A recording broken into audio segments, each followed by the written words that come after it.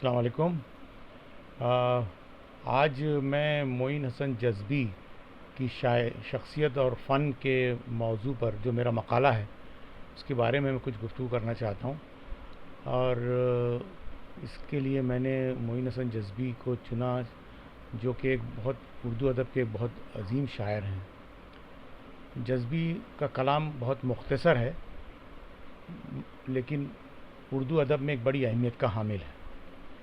جذبی کی اردو شاعری ایک لمبی طویل عرصے پر محیط ہے، اور ان کو جو پذیرائی جو ان کے ادب اور ان کی شاعری سے ملنی چاہیے تھی وہ ان کو تو حاصل نہیں ہوئی، لیکن ان کے کلام کی بڑی لوگوں میں کلام ان کا بڑا مقبول ہوا۔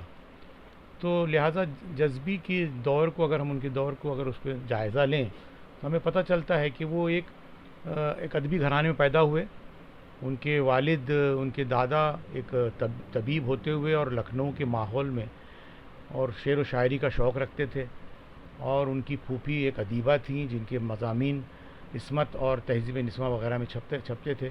تو ابتدائی دنوں سے ہی ان کے گھر میں ایک علمی اور ادبی ماحول تھا، جس سے ان کو کافی شعر و شاعری کی طرف ان کی رغبت ہوئی۔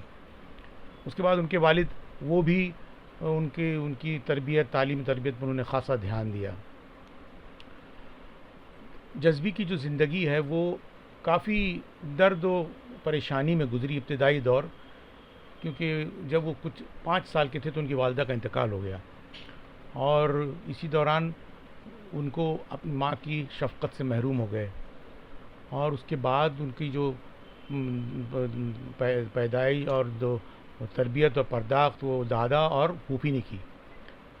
ابتدائی تعلیم انہوں نے آگرے میں کی، اور وہیں سے 8-9 سال کی عمر میں ان کو شعری لگاؤ شروع ہو گیا۔ وہاں پر آگرہ میں وہ حامد شاہجہاں پوری اور فانی بدایونی جیسے شعراء کی صحبت میں آئے۔ فانی بدایونی کی شاعری کا اثر ان پر کافی دکھائی دیتا ہے، اور یہیں سے انہوں نے اپنے ادبی اور شعری سفر کا آغاز کیا۔ اس کے بعد وہ ثانوی تعلیم حاصل کی ہے انہوں نے، اور اس طرح سے انہوں نے اپنے شعر و شاعری لکھنا شروع کیا۔ ابتدائی شاعری جو ان کی ہے اس میں درد و الم اور قنوطیت اور ایک غم اور یاسیت کا عنصر دکھائی دیتا ہے۔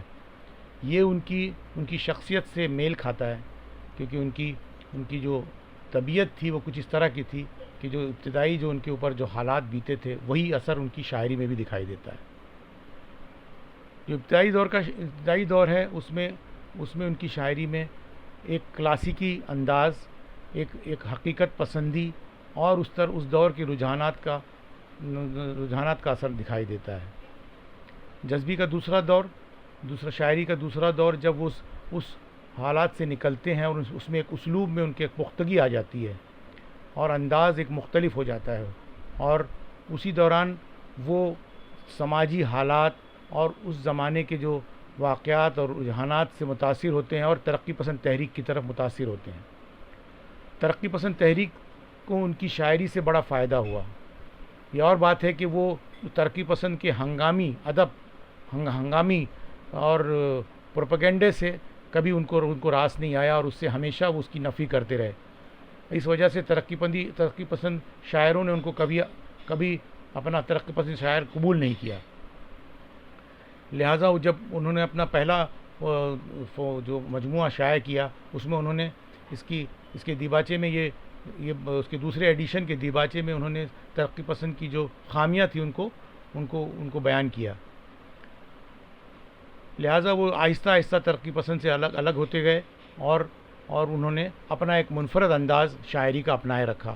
ان کی شاعری کا تیسرا دور شروع ہوتا ہے جب ملک کی تقسیم 1947 کے بعد ملک تقسیم ہو جاتا ہے، اور جو خواب انہوں نے دیکھا اس خواب کو شرمندہ تعبیر نہ ہوتے ہوئے اس کی جو کیفیت ہے اس کے ان کلام میں ظاہر ہوتی ہے، اور اس درد و الم کو اور اس کیفیت کو ان کے کلام میں، حالانکہ وہ ان میں وہی انداز ہے، وہی منفرد انداز ہے، لیکن وہی ہنگامہ خیزی، کوئی چیخ و پکار کا عنصر نہیں دکھائی پڑتا۔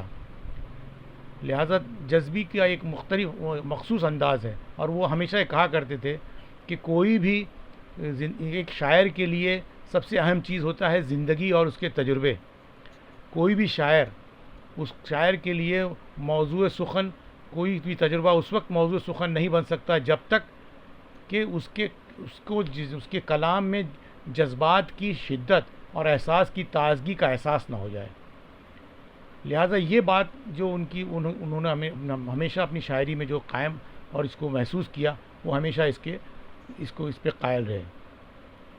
جذبی کا آخری دور ان کی شاعری میں وہی کلاسیکیت پن اور رومانیت جھلکتا ہے.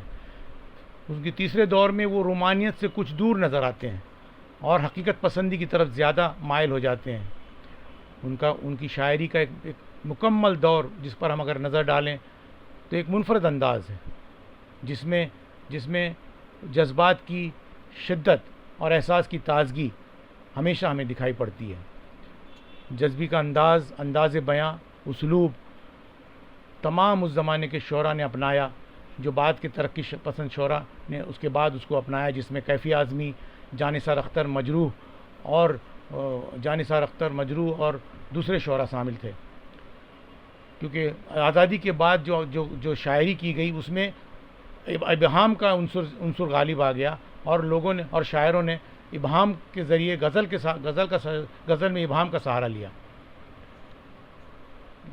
جذبی کی شاعری جو کہ ایک لمبے عرصے سے لوگوں کو متاثر کرتی رہی اور آئندہ بھی متاثر کرتی رہے گی، کیونکہ وہ حقیقت پسندی اور اس میں ایک رجائیت کا عنصر ہے، اور یہی چیز ان کی شاعری میں ان کو ہمیشہ قائم رکھے گی.